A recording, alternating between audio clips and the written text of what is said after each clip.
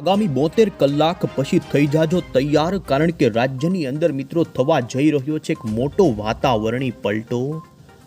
આ વર્ષની કેરી ખાવાનું ભૂલી જવું પડી શકે, કારણ કે ક્યારેય ન જોયું હોય તેવું માવઠું ગુજરાત ઉપર મંડરાતું જોવા મળી રહ્યું છે। અરબ સાગર અને વેસ્ટર્ન ડિસ્ટર્બન્સની અસરના કારણે ગુજરાત રાજ્યમાં આવનારી 72 કલાક પછી એક મોટો વાતાવરણી પલટો આવી શકે છે અને મિત્રો ભર ઉનાળે આબ ફાટ્યા જેવી સ્થિતિ પણ બની શકે।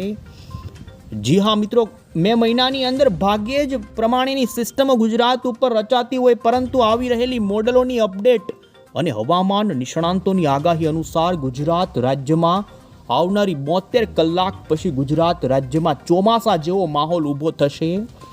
આપણે આજના વિડીયોની અંદર મિત્રો જાણીશું કે ગુજરાત રાજ્યની અંદર કયા દિવસે આ માવઠાની શરૂઆત થઈ જશે અને રાજ્યના કયા વિસ્તારોમાં ભારે માવઠા સાથે જ આંધી તોફાન અને પવન ફૂંકાવાની સાથેની આગાહી મિત્રો માત્ર મોડલો હવામાન નિષ્ણાંતો જ નહીં, પરંતુ હવામાન વિભાગ તરફથી પણ આ આગાહીઓ આપી દેવામાં આવી છે।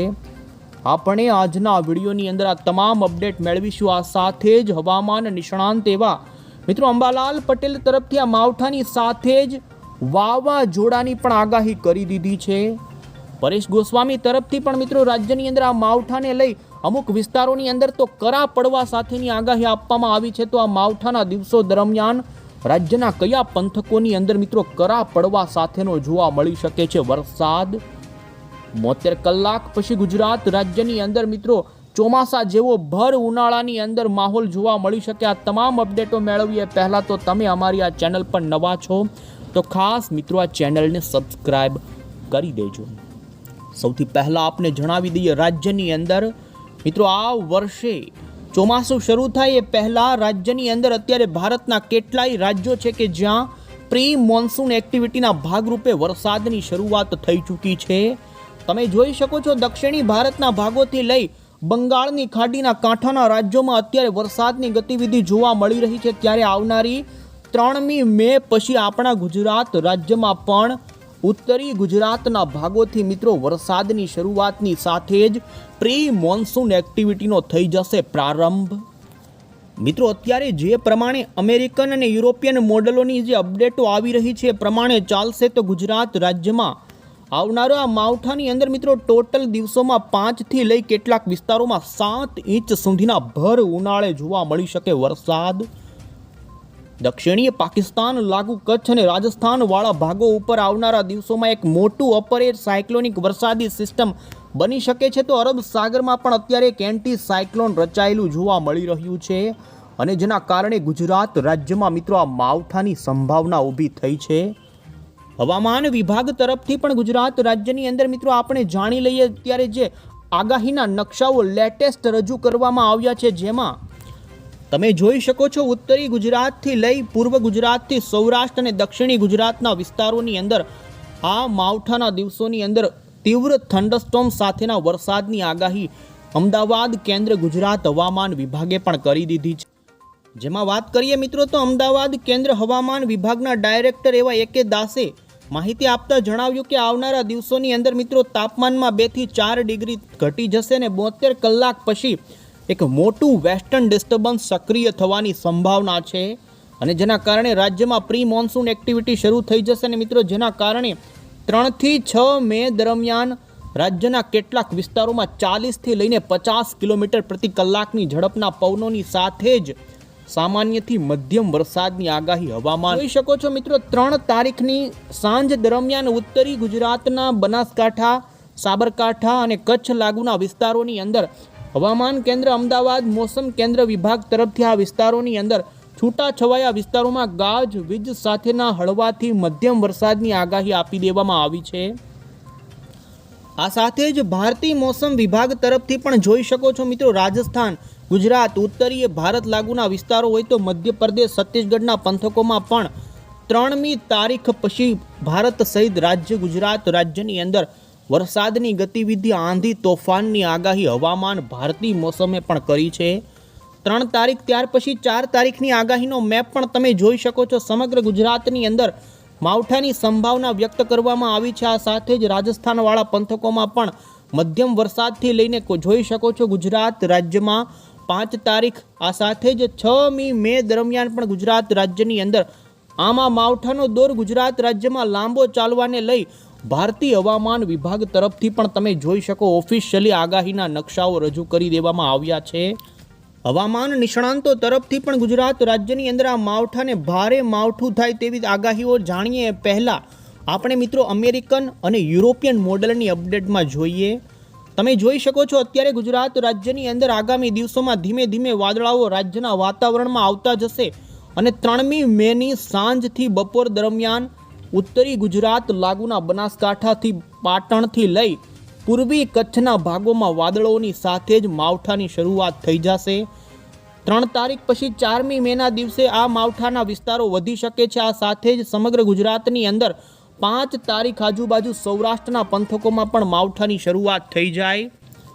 4મી મેના દિવસની અંદર તમે જોઈ શકો છો ઉત્તરી ગુજરાતના બનાસકાંઠા, મહેસાણા, પાટણ, તો બીજી તરફ મિત્રો મધ્ય ગુજરાતની અંદર પણ વડોદરા, આણંદ, અમદાવાદથી લઈ દાહોદ, અરવલ્લી લાગુના વિસ્તારોની અંદર હળવાથી સામાન્ય પ્રકારના માવઠાની શરૂઆતની સાથે જ જેમ જેમ મિત્રો 4 તારીખ અને 5 તારીખ પછી તો ગુજરાતમાં ભારે માવઠાની સંભાવના જોવા મળી રહી છે।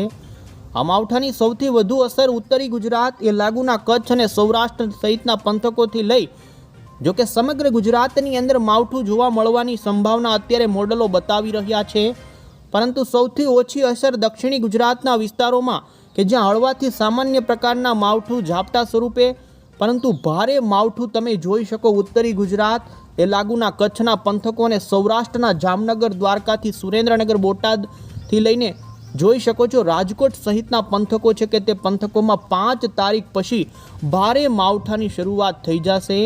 આ માવઠું લાંબુ ચાલશે। ગુજરાત ઉપર એક અપર એર સાયક્લોનિક વરસાદી સિસ્ટમ 3 દિવસ સુધી એક જ જગ્યા ઉપર રહે, જેના કારણે લાંબુ માવઠું તો બીજી તરફ દરિયાના કાંઠાના ભાગોમાં ભારે માવઠાની સંભાવના પણ રહેશે।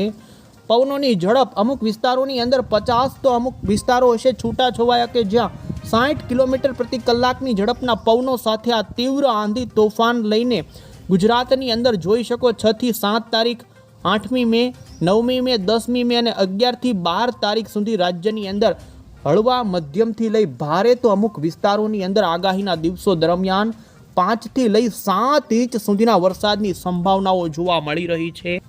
ગુજરાત રાજ્યના અમદાવાદ, ગાંધીનગર લાગુના પંથકો તો લઈ ઉત્તરી ગુજરાતથી કચ્છ, સૌરાષ્ટ્રના પંથકોની અંદર પણ આગાહીના દિવસો દરમિયાન 4 થી 5 ઇંચ સુધીના વરસાદની સંભાવના। વધુમાં મિત્રો આગાહીની અંદર આપણે આગળ વાત કરીએ તો હવામાન નિષ્ણાંત એવા પરેશ ગોસ્વામી તરફથી પણ ભર ઉનાળાની અંદર આ માવઠાની અંદર આબ ફાટવાની જેમ વરસાદ ખાબકી શકે એટલે કે તીવ્ર માવઠું થઈ શકે છે। કેરીના પાકોને, બાગાયતી પાકોને પણ ભારે નુકસાની આવી શકે। ખેડૂતો ખાસ સાવચેત રહીને મિત્રો પરેશ ગોસ્વામીએ જણાવ્યું કે 3 તારીખથી ઉત્તરી ગુજરાતમાંથી આ માવઠાની શરૂઆત થશે ને જેમ જેમ 6, 7 અને 8મી મે આ 3 દિવસ આ માવઠાના મુખ્ય દિવસો રહી શકે ને જેની અંદર કેટલાક પંથકોની અંદર તો 4 ઇંચ સુધીના વરસાદો ખાબકવાની આગાહી તેમના તરફથી કરવામાં આવી છે। પરેશ ગોસ્વામીએ જણાવ્યું કે આ માવઠું કચ્છ, ઉત્તર ગુજરાત અને સૌરાષ્ટ્ર લાગુના પંથકોની અંદર તીવ્ર રીતે જોવા મળી શકે તો મધ્ય ગુજરાત અને પૂર્વ ગુજરાતના વિસ્તારોમાં પણ હળવો મધ્યમ વરસાદ, દક્ષિણ ગુજરાતની અંદર ઓછી અસર આ માવઠાની નોંધાય તે પ્રમાણેની આગાહી કરવામાં આવી છે। આ સાથે જ અંબાલાલ પટેલે તો મિત્રો કેટલાય દિવસો પહેલા આગાહીની અંદર જણાવ્યું હતું કે રાજ્યમાં અખાત્રીજ પછી 8મી મે આજુબાજુ આંધી, વંટોળ અને ગાજવીજ સાથે રાજ્યના ભિન્ન ભાગોમાં વરસાદની શક્યતા વ્યક્ત કરવામાં આવી હતી। આ સાથે જ અંબાલાલ પટેલે જણાવ્યું મિત્રો કે રાજ્યની અંદર પવનની સાથે વરસાદ ખાબકે તો બીજી તરફ વાવાઝોડાની પણ એમણે સંભાવના વ્યક્ત કરી છે। ખાસ કરીને 25મી મેથી લઈ 10મી જૂનની વચ્ચે અરબ સાગરની અંદર વાવાઝોડાની આગાહી અંબાલાલ પટેલે કરેલી છે। એમણે જણાવ્યું છે મિત્રો કે આ વર્ષનું ચોમાસું 2005 અને 6 વર્ષ જે જોવા મળ્યું હતું એ પ્રમાણેનું જોવા મળી શકે છે ને ચોમાસું આ વર્ષે સારું રહેવાની સંભાવના છે।